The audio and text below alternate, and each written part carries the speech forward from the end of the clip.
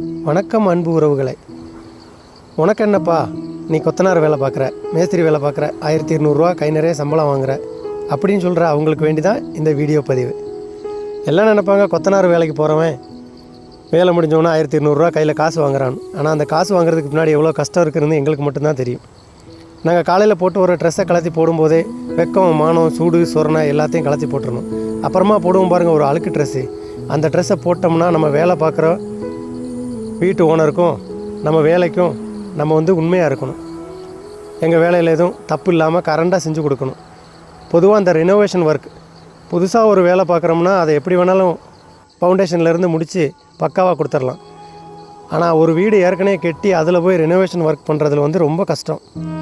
கரெக்டாக பண்ணணும், அதில் இருக்கிற தப்புகள்லாம் கரெக்டாக சரி பண்ணணும், ரொம்ப பாடு. ஒரு சில வீட்டுக்கு வேலைக்கு போனோம்னா குடிக்க கூட தண்ணி கொடுக்க மாட்டாங்க. சரி, எனக்கு இன்றைக்கி ஜுரம், கொஞ்சம் சுடு தண்ணி தாங்க அப்படின்னா, கேஸுக்கெல்லாம் விலை கூடுதல்ப்பா, என்னால் வெளியே இருக்க பைப்பில் தண்ணியை பிடிச்சி குடிச்சிக்கோமாங்க. அங்கே போய் பார்த்தா அந்த பைப் இருக்கிறதே பாத்ரூம் பக்கத்தில் இருக்கும்.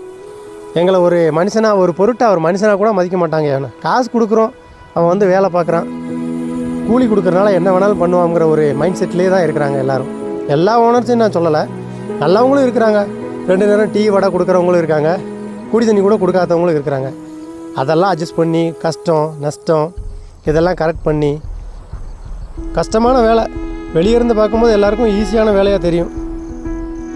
வாழ்க்கையில் சிக்கல் எடுக்க முடியும்னு சொல்லி என் மச்சான் என்ன செய்கிறான், சரடில் சிக்கல் எடுத்துக்கிட்டு இருக்கான்.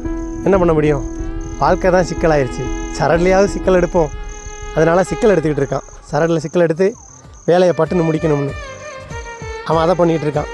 கூடத்தில் இருக்க நம்ம கையால் இவங்க ஹெல்ப்பர் இல்லை, மைக்காட். நான் எங்கள் ஊரில் மைக்காடுமோ, இவர் தான் சம்சத்தா. இவர் எப்பவும் சொல்லுவார், மைக்காடுனா மேஸ்திரிகளோட கடவுள்.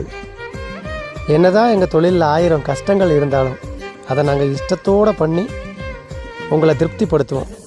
அதுதான் எங்களோட திறமை. நமக்கு என்ன வருமோ அதை பார்த்துட்டு அதை பண்ணிட்டு போயிட்டே இருக்கணும். யார் என்ன பண்ணுறோம் அதெல்லாம் நம்ம யோசிக்க வேணாம். மற்றவங்களும் நம்ம யோசிச்சா நம்ம அப்பயே காலி ஆகிடுவோம்.